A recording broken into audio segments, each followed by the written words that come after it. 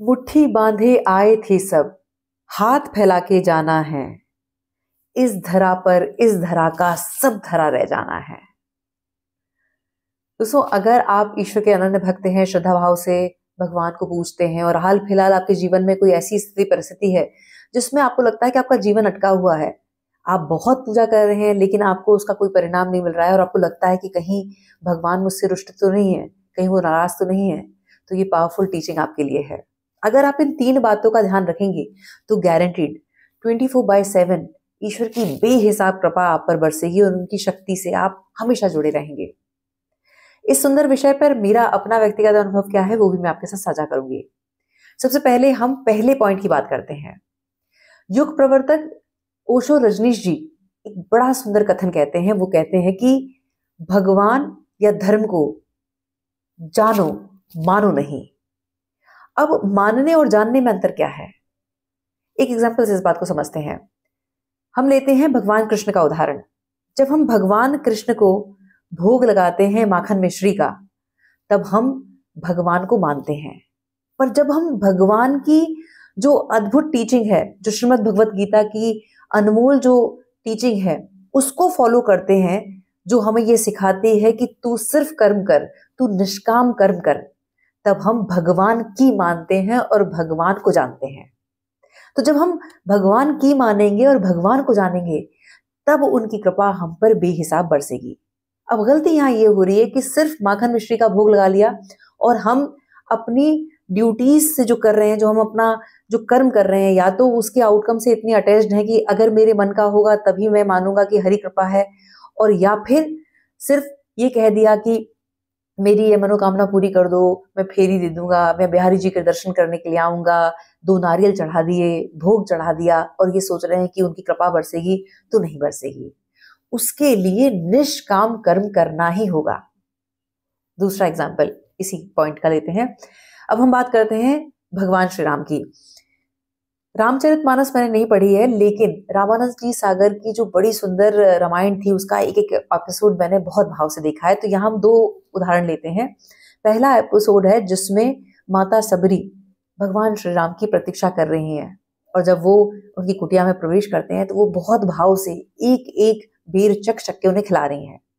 तो यहाँ जो एक एक बेर चखने की बात हुई है, तो यहाँ भाव ये है कि आज हमें जो रिस्पॉन्सिबिलिटी मिली है उसमें हमें अपना 100% देना है, अपनी सर्विंग को 100% प्योरिटी और अपना बेस्ट देने के भाव से जोड़ना है। जैसे माता शबरी अपना बेस्ट दे रही थी, जो सर्विंग थी वो इस भाव से थी कि मैं अपना बेस्ट दूं।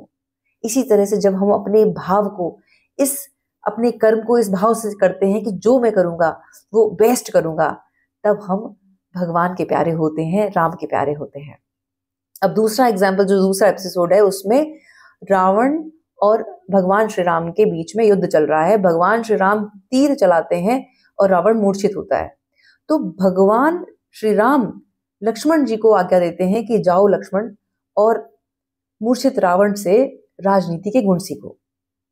तो लक्ष्मण जी कहते हैं कि वो तो हमारा शत्रु है, उससे हमें क्या सीखने की जरूरत है। तब फिर भगवान श्री राम कहते हैं कि लक्ष्मण, हमेशा याद रखो, सीखना जीवन पर्यंत चलता है, और हमें अगर अपने शत्रु से भी सीखने का मौका मिले तो हमेशा सीखो, उससे चूको मत।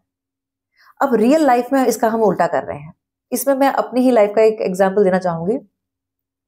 ये एग्जाम्पल मैंने 3-4 महीने पहले इंस्टाग्राम की एक स्टोरी पे दिया था, उसको मैं दोबारा से कहना चाहूंगी ताकि क्लैरिटी मिले। ये बात है जब मैं टीनेज में थी, मैं होंगी 15-16 साल की, और मेरा स्कूल टाइम था। तो हमारे स्कूल में एक बहुत खूबसूरत लड़की थी, ब्रिगेडियर साहब की बेटी थी, बहुत गुड लुकिंग, चार्मिंग, बड़ा अच्छा उसके एटिकेट्स थे, जैसे कि उनकी जो परवरिश होती है उस हिसाब से, और बड़ी अच्छी इंग्लिश, आर्ट ऑफ कम्युनिकेशन बड़ी कमाल की। तो अच्छा, जो हमारे सीनियर्स थे, तो हर लड़का मतलब बेताब था उससे फ्रेंडशिप करने का। अच्छा, 90s में फ्रेंडशिप करना अपने में बहुत बड़ी बात थी। तो अब हर टीचर का उसको प्यार मिलता उसके इस व्यवहार से, तो उससे बड़ी जलन थी मुझे। तो उससे सीखने के बजाय क्या किया, अपनी ही जैसी 4-6 लड़कियों का एक गैंग बनाया जो उससे जलती थी मेरी तरह, और हम क्या करते थे, उससे सीखने के बजाय जब हमें फ्री टाइम मिलता था, गेम्स का पीरियड है या फिर रिसेस है जो इंटरवल टाइम होता है, उसमें बैठ के उसको क्रिटिसाइज करते थे और कहते थे बड़ा इतराती है, बड़ा इंग्लिश बोलती है, इंग्लिश झाड़ती है। जबकि फैक्ट ये था, हम भी चाहते थे कि हम इंग्लिश बोल पाए, लेकिन हमें इंग्लिश आती नहीं थी और उससे हमें सीखना नहीं था।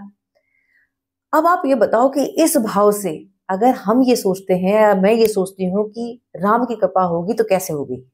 राम की कृपा कभी नहीं होगी। राम की कृपा तब होगी जब हम राम जी के आदर्श को हम फॉलो करेंगे और हम सीखेंगे।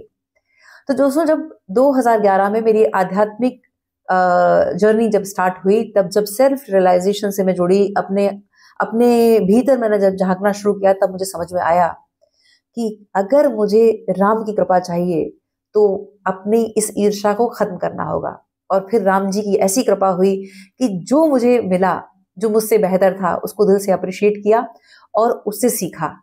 और जो लोग मुझसे सीखना चाहते थे उन्हें भी लविंगली मैंने सिखाना स्टार्ट किया। आज आप लोगों का जो बेहिसाब प्यार मिल रहा है वो राम जी की कृपा से ही मिल रहा है, क्योंकि जब सीखना शुरू किया तब राम जी की कृपा बरसने लगी। दूसरा पॉइंट, अभी बीते दिनों एक भाई हैं, उन्होंने हमारे जो ऑफिशियल जो व्हाट्सएप नंबर है उस पर एक मैसेज किया कि मैम मैं कंफ्यूज हूँ, एक श्लोक है जिसमें है कि ओम श्री से वो शुरू होता है और एक और कोई कंफ्यूजन है कि कहीं मैंने ये पढ़ा है कि श्री ओम है, अब कौन से मैं शुरू करूं, मैं कंफ्यूज हूँ। सबसे पहले तो मैं यहाँ बताना चाहूंगी कि मेरा श्लोकों के नाम पर कोई अनुभव नहीं है और जप तप नाम सब में बहुत शक्ति है, श्लोकों में बहुत शक्ति है और उसका उच्चारण भी पवित्र होना चाहिए और बहुत क्लैरिटी होनी चाहिए। लेकिन मेरा व्यक्तिगत अनुभव ये है कि इससे सबसे ऊपर है भाव। जब हम पवित्र भाव से जुड़ते हैं तब हमारी पुकार भगवान जरूर सुनते हैं। इस एग्जाम्पल से समझें कि जब हम विपत्ति में होते हैं, जब हमारा सुख दुख जुड़ा होता है, जब हम भाव से अपने माता पिता को पुकारते हैं तो हमारे माता पिता हमारी एक कॉल पे हमारा जवाब देते हैं या फिर हमारी एक पुकार पे हमारे से जुड़ते हैं। क्योंकि वो उस समय ये नहीं कहते हैं कि तुम अपने इंग्लिश के या हिंदी के उच्चारण को पहले सही करो, तुम इस सब्जेक्ट में अच्छा परफॉर्म करो तब हम तुम्हारी सुनेंगे, ऐसा नहीं है। वो भाव से जुड़ते हैं। वैसे वो हमें गाइड करते हैं, लेकिन उस मोमेंट जब हमारा बात दुख सुख से जुड़ी हुई है, उस समय वो हमें संभालते हैं, हमें मार्गदर्शन देते हैं।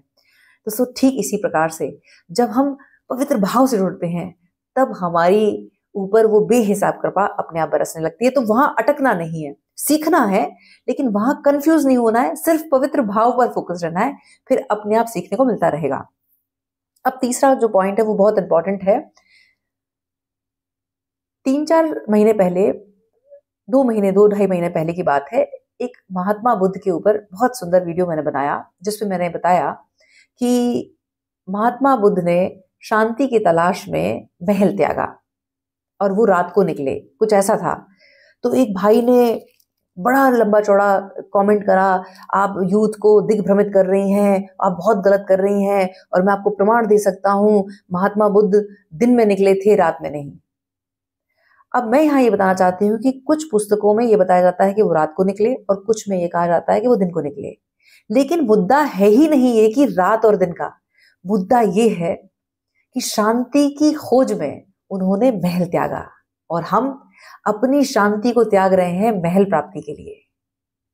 यहां ये सीखने को मिलता है कि अगर हम चाहते हैं कि हम बुद्धित्व को प्राप्त हो, ईश्वर की कृपा हम पर बरसे, तो हमें पहले हमारे भीतर जो शांति है उससे जुड़ना होगा। जब हम भीतर से शांत होंगे तो चाहे हम कुटिया में रहें चाहे महल में रहें, वो सद्चित आनंद अपने आप हमसे जुड़ेगा।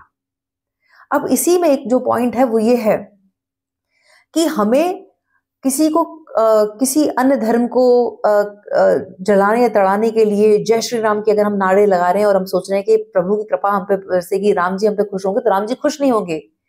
उनका भाव है अनकंडीशनली लविंगली सबको सर्व करने का। 14 वर्ष की उस सुंदर यात्रा में जो मिला उन्होंने उसका कल्याण किया। तो जब हम राम जी के निमित्त बनकर अपने काम को करते हैं, चाहे वो राष्ट्र हित में हो चाहे समाज हित में हो, तब राम जी की कृपा बरसती है। ये कोरे राम जी के नारे लगाने से कुछ नहीं होगा। ठीक इसी प्रकार से जो सनातन धर्म है उसकी अपनी ब्यूटी है, लेकिन जब जैन धर्म या बुद्ध धर्म की स्थापना हुई तो वो कोई कॉम्पिटिटर्स नहीं थे, उनका भाव ये नहीं था कि हम किसी का धर्म तोड़ें, हम वहां से जो अनुयायी हैं वहां से तोड़ के लाएं, नहीं। उनका पवित्र भाव ये था, धर्म परिवर्तन उनका भाव नहीं था, उनका भाव ये था कि लोग धर्म नहीं, अपने भीतर के उस विचार को शुद्ध करें।